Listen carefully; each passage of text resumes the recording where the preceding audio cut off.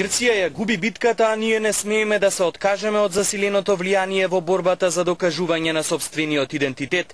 Обединетата македонска диаспора прави се за да го постигне признавањето на уставното име од страна на Австралија. Воедно и да ја засили поддршката во Вашингтон, чувствуваат дека работите тргнале во наша полза. Членовите од Австралија веќе издале и книга за собирање подписи, која ќе биде предадена на највисоките австралиски представници. Поддршката ќе ја бараат од Јапонија, Кина, Индија и Виетнам. Обединете се, зближете се, победата е наша. Вистината ќе ја донесиме.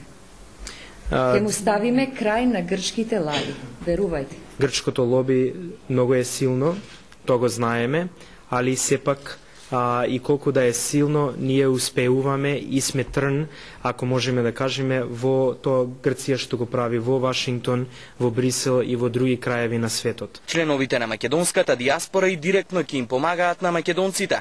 Актерот Кристофер Масларджиевски, кој е по потекло македонец, ќе ги ангажира холивудските звезди и пејачи да им помогнат на децата без родители. Истата задача неговата невладина организација ја врши и во Лос Анџелес. Искуството ќе го искористи да им помогне на татковината. Main focus is the development of the welfare of the children of Macedonia. And we're in the midst of talking with Bono, Lenny Kravitz, Tommy Ray Brown, and different actors and actresses and singers to be involved to help the children of Macedonia. Обединетата македонска диаспора ќе продолжи да биде остар трн на патот на грчкото влијание. Ги повикаа и останатите македонски друштва заеднички да се вклучат во борбата за докажување на македонскиот идентитет. Најновиот предизвик на македонската обединета диаспора, која работи на човековите права на македонците во странство и лобира за одбрана на уставното име на државата и привлекувањето странски инвестиции, е да се докаже вистинскиот број на македонци кои живеат во Австралија и Америка. Сметаат дека досегашните пописи на овие два континенти не ја прикажуваат реалната состојба. Бројката во Америка на македонската диаспора е 34.000 по пописот во 2000 година, што тоа е апсолутно не е точно, а ние мислиме поради податоците и бројката на организации и цркви што имаме во Америка, дека има негде од пола милион до 800.000 македонци, не само прва, втора, туку и трета, четврта, петта генерација македонци што се родени во Америка. Во 2006 подписите во Австралија се покажа дека имаше 80.000 македонци по потекло од Македонија. Вистинскиот број не се знае, спекулации се околу 300.000 во Австралија македонци од сите крајови на Македонија. Волонтерите од оваа организација велат дека работат и на подобрување на животот и можностите на македонските деца. Се обидуваме да собереме пари и затоа разговараме со Боно, Лени Кравиц, Томи Рей Браун и други актери и пејачи да им помогнат на децата во Македонија. Децата овде ги немаат можностите како децата во развиениот свет и ние работиме многу да го промениме тоа.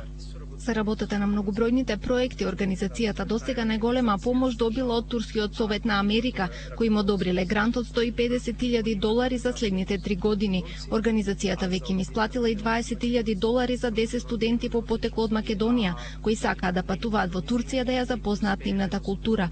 Диаспората подготвува и така наречена книга на вистината, во која се собираат подписи против грчките лаги за Македонија.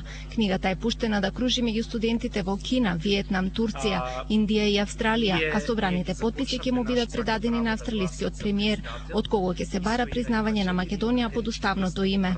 Ова се вика in support of Macedonian human rights. Сите имаат права, а само ние. Зошто? Заради грците? Имале јако лоби. Не е точно. Ние сме биле тивки, ама сега стануваме, се организираме. Диаспората се изјаснила дека сака да може да гласа во Македонија и тоа веќе на претседателските избори следната година. Тоа од организацијата му го кажале на претседателот Бранко Црвенковски на вчерашната средба со него, а планираат да му го предочат и на премиерот со кого ќе се сретнат наскоро. Ке бараат 4 пратенички места за да можат да бидат застапени македонците од Европа, Канада, Америка и Австралија. Македонија да ги заврза судските процедури ако сака да привлече инвестиции од диаспората. Ова денеска во Скопје го побараа представници на обединетата македонска диаспора. Голем дел од нашинците во Австралија чекаат да се подобри бизнис климата за да отворат компании во Македонија, но за тоа треба да се намали корупцијата, велат членовите на ОМД од Австралија.